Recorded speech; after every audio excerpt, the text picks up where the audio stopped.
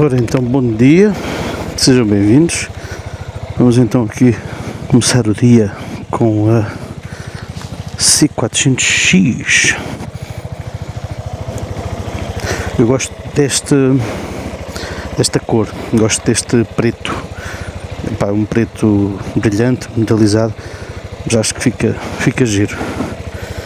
Nós tiramos do descanso e ela não baixa nada, é impressionante. Estes motores são mesmo rígidos, fortes.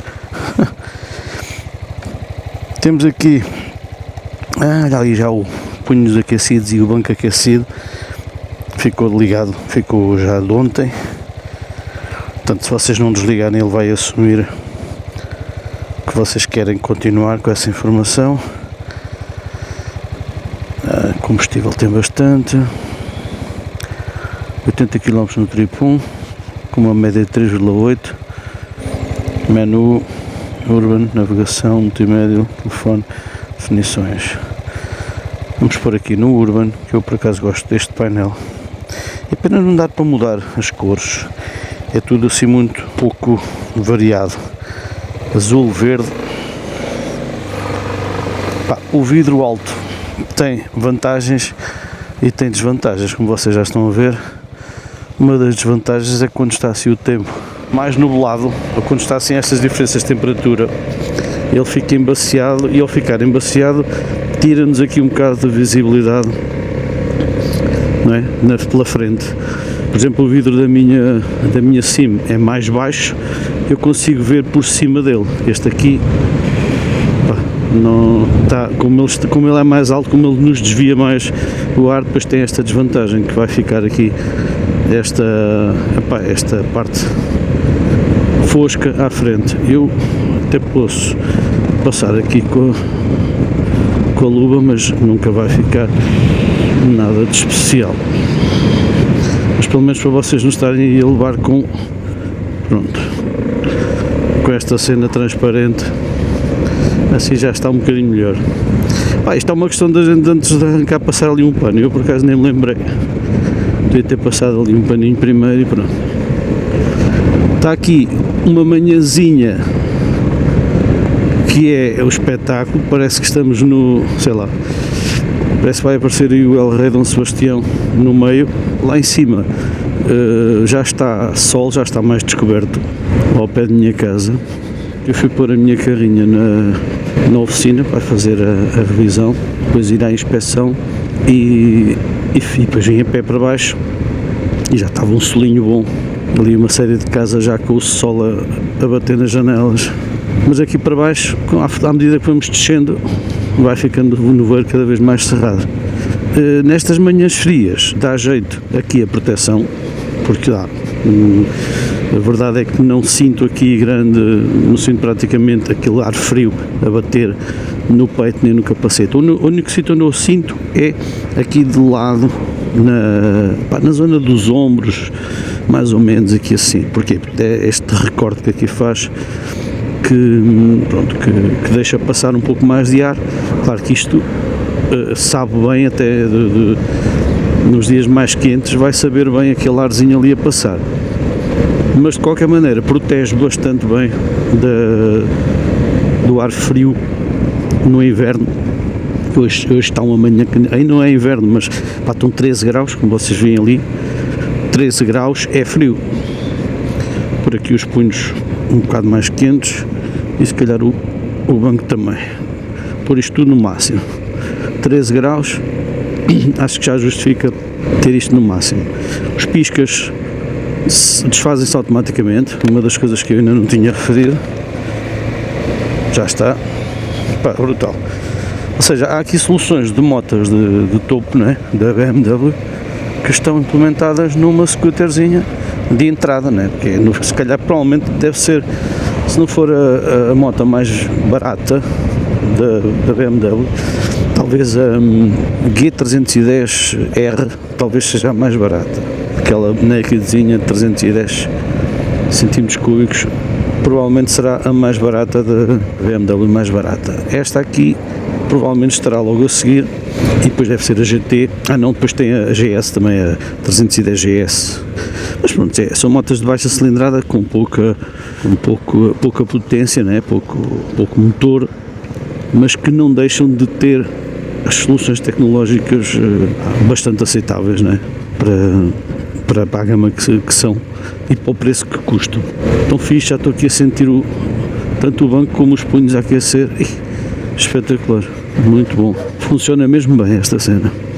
E é assim, podem parecer mariquices, mas isto, depois de vocês terem, já não querem abdicar disto, é que é mesmo assim.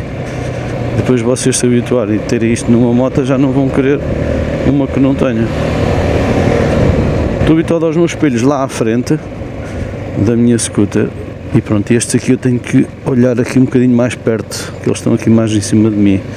Eu agora estava a passar aquele carro e estava a olhar ali para a frente à procura do espelho e ele não estava lá.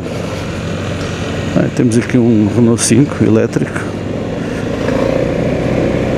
um bocadinho feio, mas pronto. Reparem como ela mesmo em baixa rotação, em baixa velocidade, não é uma scooter que vibre muito, apesar de ter este motor de 350 cm3, né? já é um cilindro, um pistão relativamente grandinho, mas não vibra grande coisa. Não se sente grandes vibrações. Depois, à medida que vai subindo de rotação, fica mais lisinha ainda. Isto, em termos estruturais, está muito bem conseguida. É lógico que tem aqui os padrões de qualidade da BMW, apesar de nós sabermos que tanto o motor é fornecido por uma marca chinesa, a Lonsin, é fabricado por eles. Pronto, mas depois a parte de montagem e o controle de qualidade e essas coisas todas é assegurado pela BMW. Portanto, nota-se, embora se possa comparar com alguns modelos de marcas chinesas que têm se calhar a mesma estética, os mesmos componentes, mas notamos que há aqui uma qualidade geral um pouco diferente, não é? Eu ainda não tive a oportunidade de testar essas tais irmãs gêmeas de marca chinesa, mas gostava de pôr uma ao pé da outra e comparar. Que há coisas que não dão para comparar, não é? Há coisas que não vamos conseguir ver em termos mecânicos e estruturais, são coisas que estão escondidas, que nós não vamos conseguir ver, mas a construção, né, o acabamento e essas coisas assim, nós conseguimos ver facilmente uma moto ao pé da outra, se são na verdade iguais ou não. De qualquer maneira, eu aqui sei que tenho a garantia de uma marca conceituada que me vai, que funciona, né? O pós-venda da BMW funciona. Sei que se precisar de alguma coisa vou ter, a marca vai-me garantir essa assistência, peças e etc. E de uma marca genérica chinesa, embora seja igual, o pós-venda ainda está muito no início e nós não sabemos até que ponto é que as coisas funcionam. Ainda não há historial que nos dê alguma segurança, não é? As coisas ainda estão muito no início. Isto aquece mesmo os punhos e o banco, fogo. No máximo isto é mesmo intenso. Deixa-me desligar baixar outra vez o nível, porque isto é muito. Até o rabo eu estou a sentir que isto está bué da quente. Bem, eu passar assim nesta lombazinha, eu na minha scooter sinto que é tudo muito mais macio e mais mole e pronto, e tenho sempre aquele receio de bater por baixo ou de dar fim de curso de suspensão mesmo da frente, e nesta aqui não, nesta aqui é uma solidez, tudo o que ela faz, repare, tudo muito firme. Aí pessoal, todo espetacular. Um pouquinho mais difícil de chegar com o pé ao chão, mas está. Ora bem, meus caros, vamos então resumir e concluir aqui este vídeo. Não sei se vocês perceberam a ideia. A ideia é tentar, através da minha experiência pessoal, da minha dúvida pessoal, tentar ajudar-vos ou dar-vos algumas dicas dos aspectos que vocês devem ter em conta antes de fazer o upgrade, ou seja, aquilo que ganham e aquilo que perdem. Portanto, em relação aqui à minha situação específica, se eu trocar a minha Sim GTS 300 por esta C400X, o que é que eu ganho, o que é que eu perco? Vamos lá, resumindo, já depois de tudo aquilo que eu já vos mostrei desta moto e da minha, o que é que eu ganho nesta? Ganho motor, tenho mais motor, mais potência, mais força, mais tudo, mais velocidade, melhores recuperações. Ganho em tecnologia, já tenho um painel super completo, toda a informação que é necessária. Tenho equipamento, punhos aquecidos, banco aquecido, chave de presença. Portanto, ganho em equipamento também, não é? Ganho em dinâmica, porque esta moto tem duas rodas maiores, jante maior, é mais estável em velocidade e ao mesmo tempo mais direta aqui nas curvas e contra-curvas, é um pouco mais dinâmica, toda ela é mais dinâmica. O que é que eu ganho mais? Neste caso específico deste modelo, ganho aqui na proteção aerodinâmica, porque este vidro protege mais do que o da GTS. E do que eu ganho, e uma coisa que se calhar eu também ganho, é em termos de valor comercial. Provavelmente esta BMW não irá desvalorizar tanto, nem irei ter tanta dificuldade em vender ou em entregar como retoma numa futura troca do que tenho com a Sim, que quer queiramos quer não, é uma marca chinesa, não é chinesa, mas é tailandesa, e o estigma que há sobre as motas chinesas também há sobre as marcas tailandesas, é a mesma coisa. Portanto, aí nesse aspecto também tenho vantagem, porque esta moto tem sempre mais aceitação no mercado do que uma tailandesa ou uma chinesa.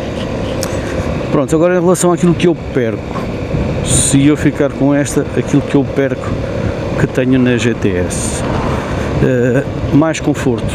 A GTS é mais suave nas estradas, a absorver estes pisos, estes solavancos, é bem mais suave, apesar de que ao mesmo tempo é um pouco mais brusca naqueles buracos mais agressivos, mais repentinos.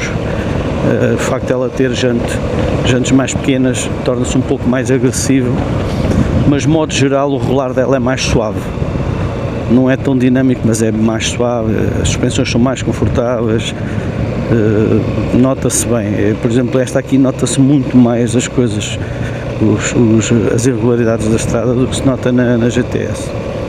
Isso é uma coisa.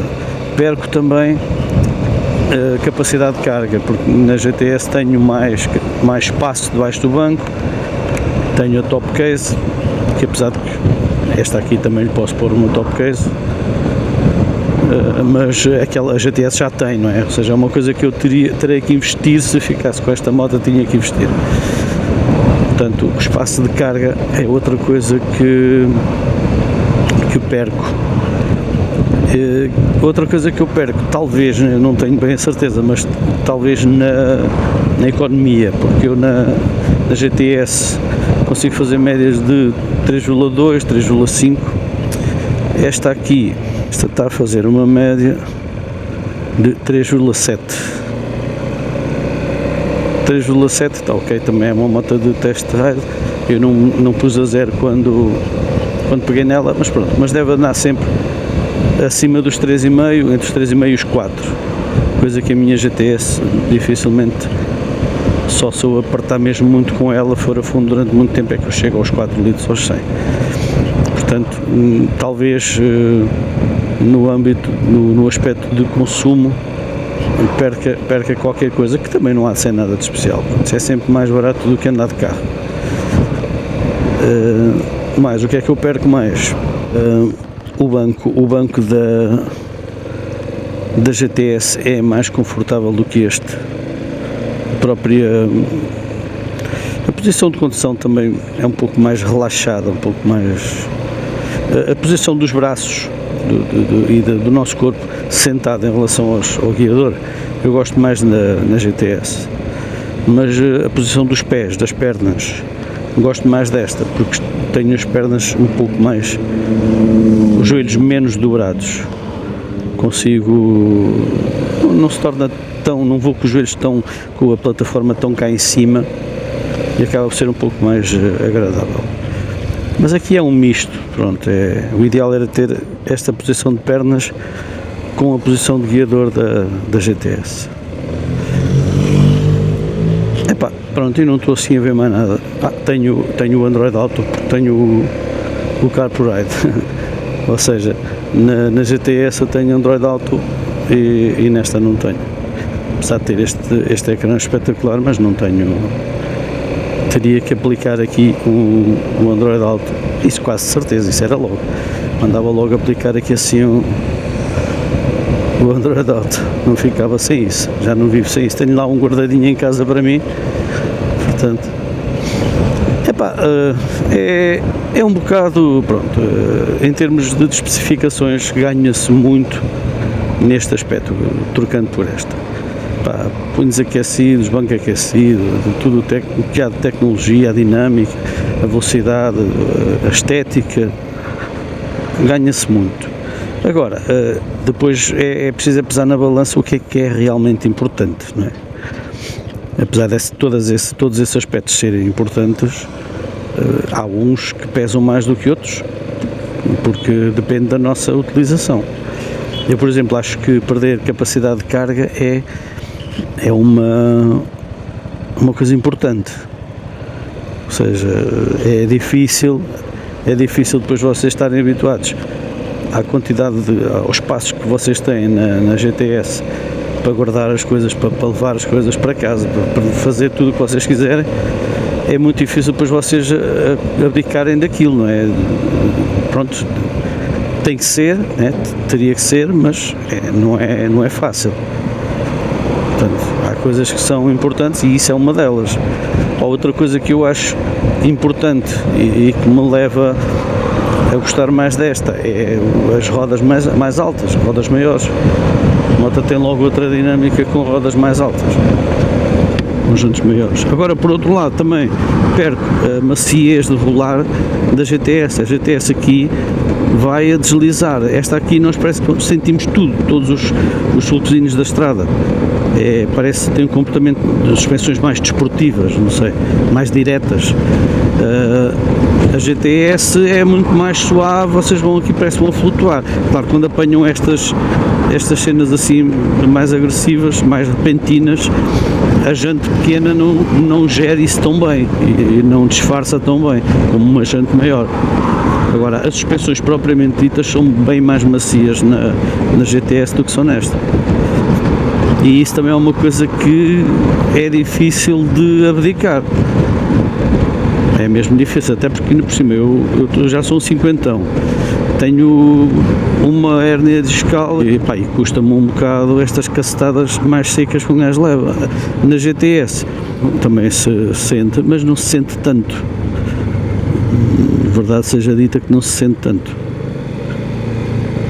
Agora, é lógico que se calhar se eu entrar aí numa estrada toda esburacada, esta aqui tem umas suspensões com mais capacidade, provavelmente vai lidar melhor com o terreno e mais se formos em velocidade ela passa por cima das coisas quase sem se notar, e na GTS, como tem rodas pequenas, vai-se notar tudo, vai ser muito mais agressivo e não vai lidar tanto. E depois é assim, não é tão robusta, não é? Estas suspensões, este comportamento, nota-se que é mais, tem mais arcabouço, tem mais capacidade, não fica não fica atordoada se passar por cima de um buraco ou de uma lomba mais agressiva. Esta moto não fica atrapalhada, enquanto que a GTS já se sente que a estrutura é mais frágil, que aquilo ali que a moto que fica um bocadinho combalida com certas situações de mau piso mais agressivo. Não é fácil, sinceramente, não é fácil a decisão, mas é lógico que isto que se está a passar comigo é o que se passa, se calhar, com muitos de vocês em muitas outras situações, e pronto, e lá está, tem que se... Em último caso, aquilo que vai falar mais alto é aquilo que eu não falei até agora, não é? Porquê? Porque depois cada caso vai ser um caso, mas essencialmente, depois de vocês terem estas diferenças, se não houver assim uma desvantagem ou um aspecto que seja na realidade deal breaker, em que vocês não abdicam pura e simplesmente, aí sim não fazem o negócio. Agora, se todas estas diferenças, vantagens e desvantagens, forem equilibradas e forem facilmente, se nós conseguirmos lidar com elas e suportá-las, eu acho que no final de contas o que vai contar mais, o que vai pesar mais vai ser o negócio que vocês têm, ou que vos propõem, ou seja, o valor que vão dar pela vossa moto usada, não é? Se vocês acham justo ou não.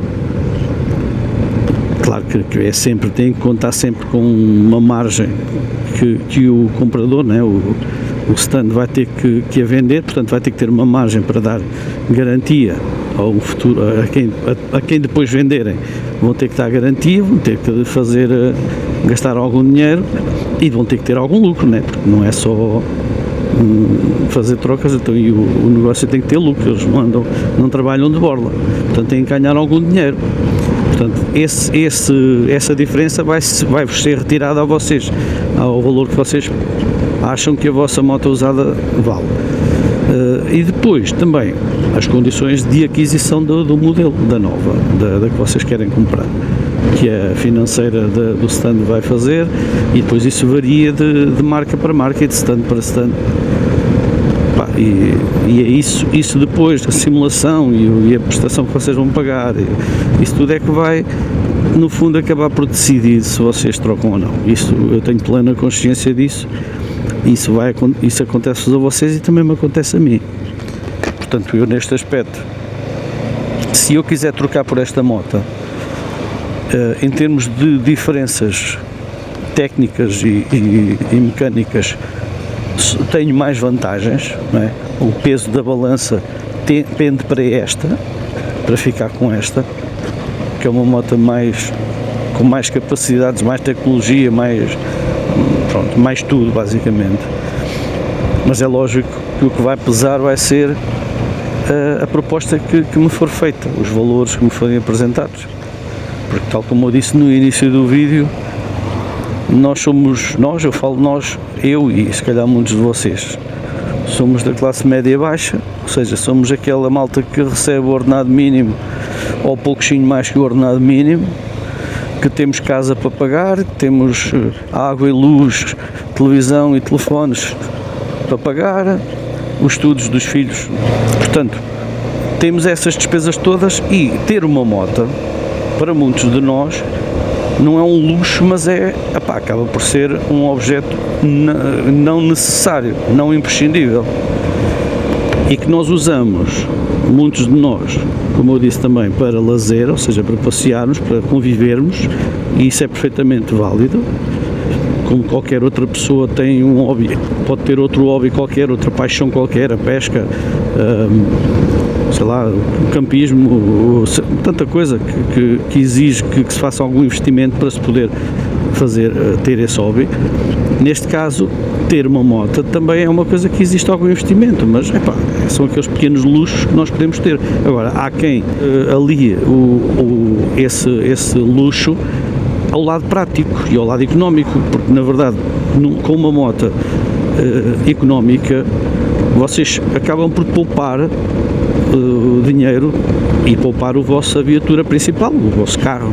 No fundo acaba por ser isso, porque andarem com o carro na cidade vão ter um desgaste muito maior, vão ter consumos muito maiores e se tiverem um veículozinho destes, económico e prático e descomplicado, vocês poupam basicamente, se calhar aqui o investimento que fazem nesta moto vão buscá-lo em pouco tempo, além do prazer que vos dá andar de moto, não é? Porque seja em que moto for, seja numa moto muito potente, seja numa 350 de 34 cavalos, é um prazer completamente diferente, é um gosto completamente diferente do que andar de carro.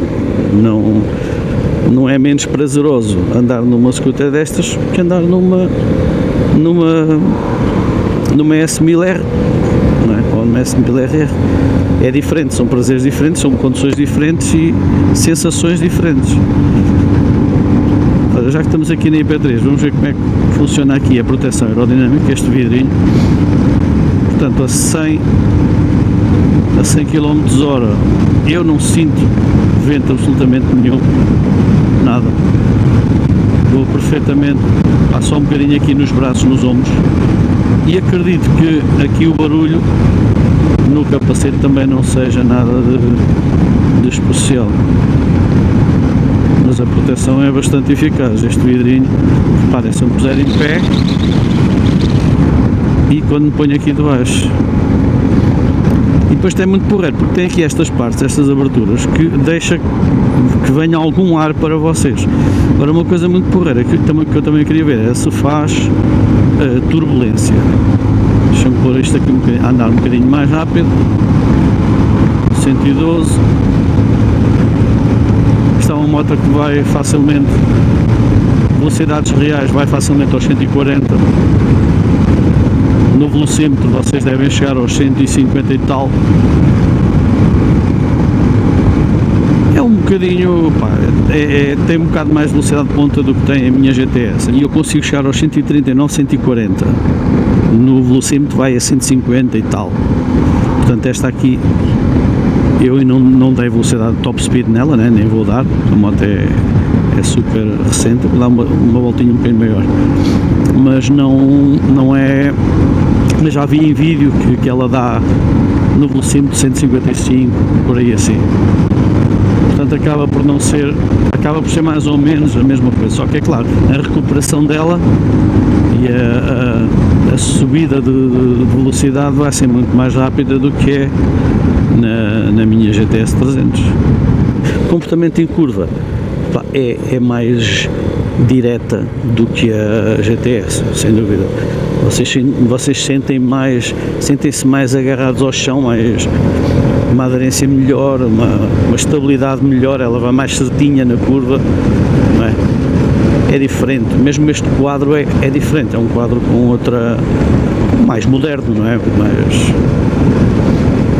não há de ser bem mais rígido, não há de sofrer tanto com a torção como sofre o quadro tubular da scooter da GTS. Este aqui tem um comportamento mais de moto, o quadro é mais rígido e sente-se bem na curva, nas curvas e nas mudanças de direção, nós sentimos bem que ela quer.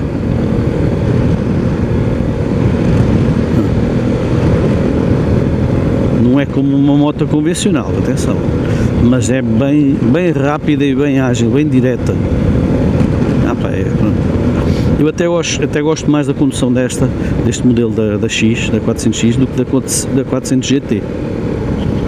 Eu acho que a 400 GT talvez em termos estéticos seja mais bonita, e em termos até de equipamentos é mais completa, melhor proteção e tal, mas eu acho que ela deve ter alguns quilos a mais, não é? Um pezinho um bocadinho superior e não sei, parece-me que o facto desta ser mais guia, mais estreita e tudo, eu gosto mais da condução desta moto. Acho mais dinâmica, mais ágil. Pronto, fica aqui a minha dica e ao mesmo tempo também a minha incógnita. É lógico que há outras motas, tenho outros modelos em mente, principalmente não é a XADV, a ADV 350 da Honda e também a CIM, a TG 400, ou até mesmo, que eu ainda não vi em nenhum stand, não é a Cruisim, é a Maxim 400. Pá, lógico que é uma moto um pouco mais, uma scooter mais convencional, não tem grande coisa de equipamento, assim como a 400 TG também não, mas aquele motor e aquele quadro, aquele comportamento parece-me ser muito porreiro. Mas, como eu disse, tudo vai depender da proposta e, sinceramente, e vocês sabem, né, vocês já não é segredo nenhum, aqui na Buncar eles têm umas facilidades, umas propostas às vezes irrecusáveis em termos de financiamento, e se eu conseguir usufruir de alguma dessas propostas, eu vou aproveitar. Está aqui esta cinzentazinha, também com o vidro mais alto, olha aí. Esta estava ali para venda também, só que esta não tem o connectivity, esta tem o quadrante analógico e digital misto. Pronto, olhem, espero que vocês tenham gostado deste vídeo e um grande abraço, até a próxima, tchau.